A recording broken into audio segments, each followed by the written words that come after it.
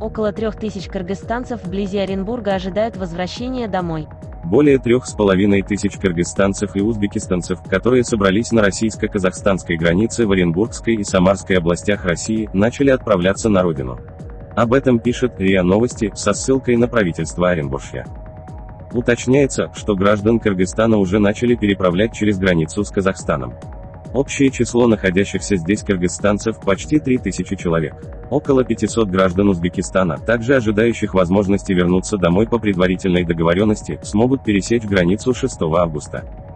Не впервые наша область становится площадкой, на которой оказываются в ожидании возможности вернуться домой введенные в заблуждение недостоверной информацией люди.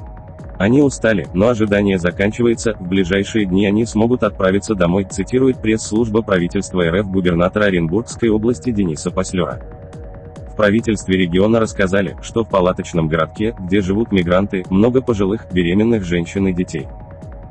Несмотря на то, что решение вопросов пропуска через границу не в компетенции региональной власти, правительство области делает все возможное, чтобы помочь людям, введенным в заблуждение слухами о таможенном коридоре на границе с Казахстаном. Мы им подвозим воду, электричество, проинформировали в ведомстве. Медведев заявил о необходимости работы трудовых мигрантов в России. Россия не сможет обойтись без трудовых мигрантов, но условия для них не должны быть лучше, чем для россиян. Об этом заявил зампредседателя Российского Совбеза Дмитрий Медведев на встрече с участниками кадрового проекта «Палец Стартап» в среду 5 августа. Мы не должны создавать для тех, кто приехал трудиться, спасибо им за это, условия лучше, чем для наших граждан. И вот это уже очень тонкая грань, приводит слова Медведева РИА Новости. По его словам, нельзя решить все проблемы в России по организации производства, оказанию услуг, применению труда только за счет граждан нашей страны.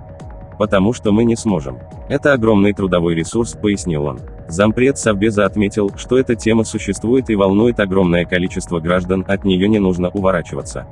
Это вот в Советском Союзе говорили, что какие-то вопросы закрыты раз и навсегда.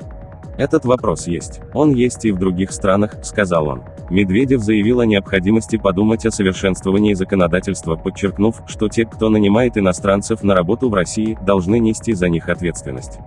На совещании по вопросу об актуальных проблемах обеспечения правопорядка в период преодоления последствий эпидемии коронавируса 3 июля Медведев заявил, что экспертное сообщество обсуждает возможность усложнения процедуры предоставления мигрантам права на работу в России.